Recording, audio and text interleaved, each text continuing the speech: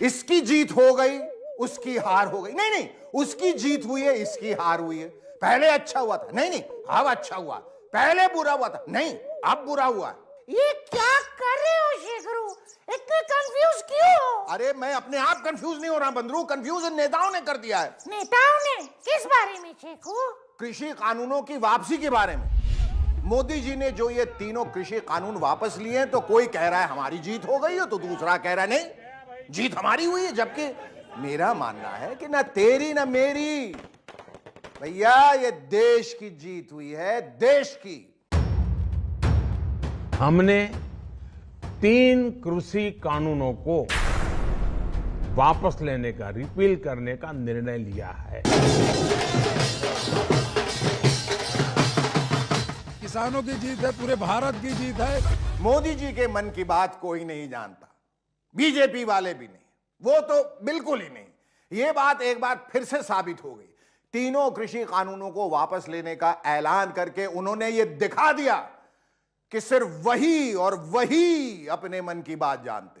लेकिन इस ऐलान से उन्होंने अपने पार्टी वालों के लिए एक संकट भी खड़ा कर दिया है। जो 1 साल से चीख चीख कर पसीने पसीने हो गए, चिल्ला चिल्ला कर, गला फाड़ कर कहे जा रहे थे कि केंद्र सरकार ने जो नए कृषि कानून बनाए हैं वो किसानों के हित में हैं, और कोई कितना भी जोर लगा ले, कितना भी आंदोलन चला ले, ये कानून वापस नहीं होंगे। यहां तक कि खुद देश के कृषि मंत्री नरेंद्र सिंह तोमर भी यही कह रहे थे। देखिए देखिए तब क्या कह रहे थे। ऐसे थोड़ी होता है कि कोई भीड़ इकट्ठी हो जाए और कानून हट जाए। ऐसे थोड़ी होता है कि कोई भीड़ इकट्ठी हो जाए और कानून हट जाए। पर कानून तो हट गया नरेंद्र तोमर जी, और आप उसका स्वागत भी कर रहे हैं। देखिए कितने अच्छे स्वैग से, मेरा मतलब है कितने अच्छे शब्दों में स्वागत कर रहे हैं। देखिए देखिए बंदरू, आप भी देखिए। प्रधानमंत्री जी ने आज गुरु नानक देव जी के प्रकाश पर्व के अवसर पर इन तीनों कानूनों को रद्द करने, रिपील करने का जो निर्णय किया है वह निश्चित रूप से स्वागत योग्य है। यानी इन वाले नरेंद्र जी को, नरेंद्र तोमर जी को, उन वाले नरेंद्र जी का यानी नरेंद्र मोदी जी का कुछ पता ही नहीं है कि वो कब क्या कर डालें, कुछ पता नहीं।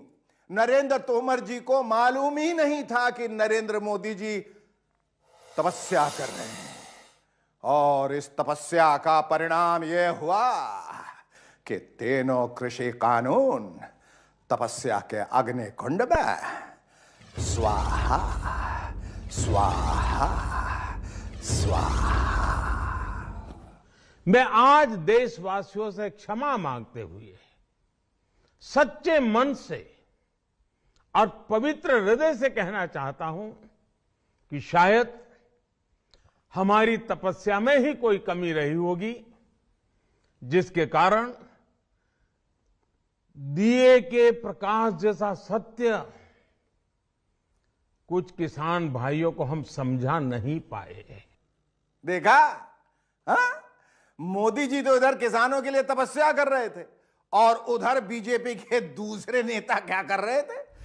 वो इन्हीं किसानों को कभी देशद्रोही, तो कभी खालिस्तानी, तो कभी विदेशी एजेंट, तो कभी माओवादी, तो कभी कुछ, पता नहीं क्या अलाए बलाए बोल रहे थे। अगर मैं यहां उन सब के उद्गार दिखाने लगा तो भैया माफ कीजिएगा, अगला शनिवार आ जाएगा। इसलिए मैं सिर्फ बड़े बड़े वालों को, जिन पर इस पूरे देश की यानी किसानों की भी जिम्मेदारी है, और जो केंद्र में मंत्री हैं, सिर्फ उन्हीं के बयान दिखा रहा हूं। देखिए इन सबके बोल वचन। फिर किसान आप उन लोगों को बोल रहे हैं मवाली है वो। भारत को तोड़ने वाले लोग, टुकड़े टुकड़े लोग पीछे होकर आंदोलन के कंधे से गोली चलाएंगे तो उनके खिलाफ बहुत सख्त कार्रवाई भी की जाएगी। इन सबके बयानों से पता चल रहा है कि ये सारे नेता अपनी पार्टी के सुप्रीम लीडर नरेंद्र मोदी के मन की थाह पाने में पूरी तरह असफल रहे। ये भूल गए कि मोदी है तो मुमकिन है कुछ भी। हालांकि ये इस नारे को रोज एक तोते की तरह रटते जरूर है, लेकिन इसका अर्थ नहीं जानते। अगर जानते होते तो ये नहीं कहते कि किसान कुछ भी कर लें कानून वापस नहीं होंगे। अब जाकर इन्हें इस नारे का सही अर्थ मालूम हुआ होगा कि मोदी हैं तो मुमकिन है का असली मतलब क्या होता है। और विपक्ष वो क्या बोल रहा है शेखर? विपक्ष भी मेरी तरह बहुत चक्का है अब तक कि ये हो क्या गया। हालांकि राहुल गांधी से लेकर अखिलेश यादव तक सब या तो अपनी पीठ ठोक रहे हैं या मोदी जी के ऐलान को अपनी जीत बता रहे हैं। पूरी तरह से इसमें किसानों की जीत है और अहंकार की हार है। मेरी तो आशा है कि आगे भी जो गलत कार्य ये सरकार करती है, जो गलत कानून लाती है, उनका विरोध होना चाहिए। सरकार घबरा करके इन कानून को वापस ले रही है और ये जरूरी नहीं है सरकार के लोग ऐसे हैं, हो सकता है चुनाव के बाद फिर ऐसा कोई कानून ले आए। ये तो नया विपक्ष है। ये सुनिए कि मोदी जी का एवरग्रीन सदाबहार विपक्ष क्या कह रहा है। सदाबहार विपक्ष मतलब?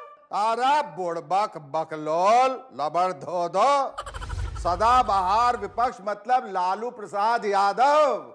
मोदी जी के सदाबहार विरोधी लालू जी ने बोल दिया अरे ये सब घबरा गया है, इलेक्शन के वजह से डिरा गया है, मतलब डर गया है, इसलिए कानून वापस ले लिया।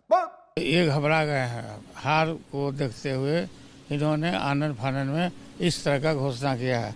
इस पूरे विपक्ष के बीच में सिर्फ एक विपक्ष है जो फिलहाल मोदी जी के पक्ष में दिख रहा है। कौन? कैप्टन साहब।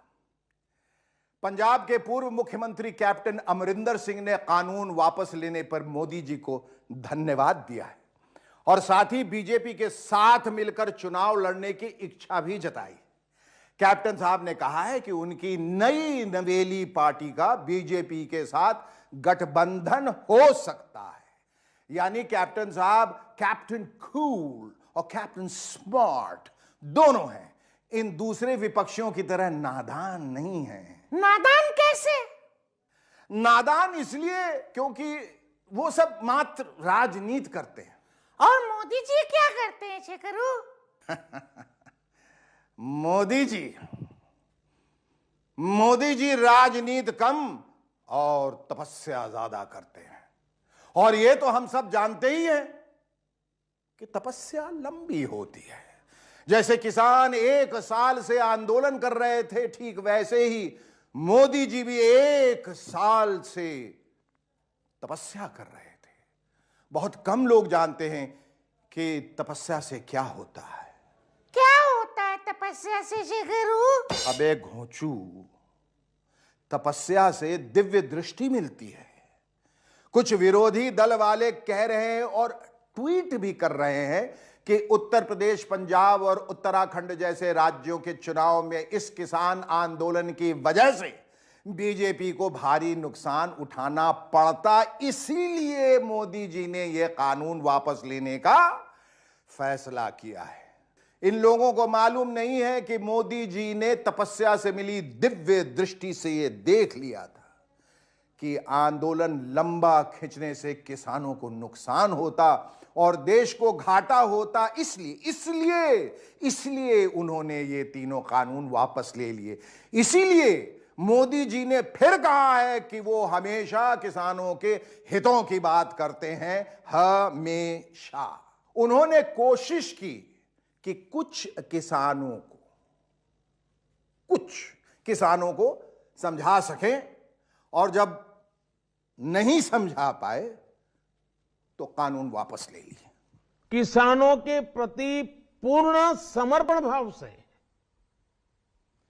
नेक नियत से ये कानून लेकर आई थी, लेकिन इतनी पवित्र बात, पूर्ण रूप से शुद्ध किसानों के हित की बात, हम अपने प्रयासों के बावजूद कुछ किसानों को समझा नहीं पाए।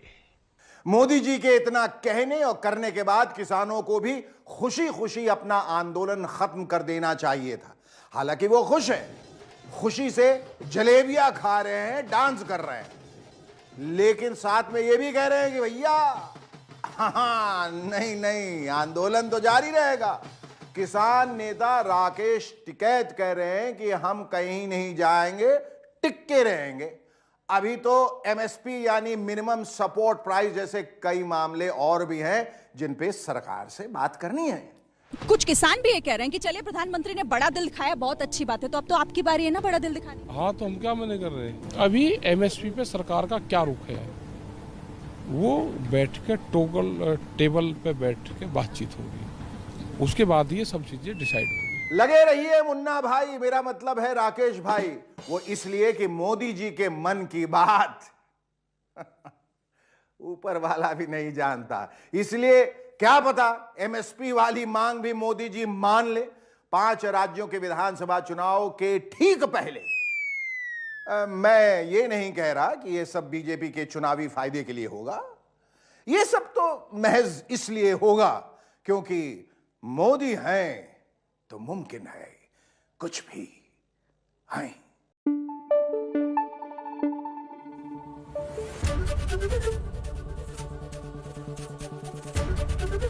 एबीपी न्यूज आपको रखे आगे।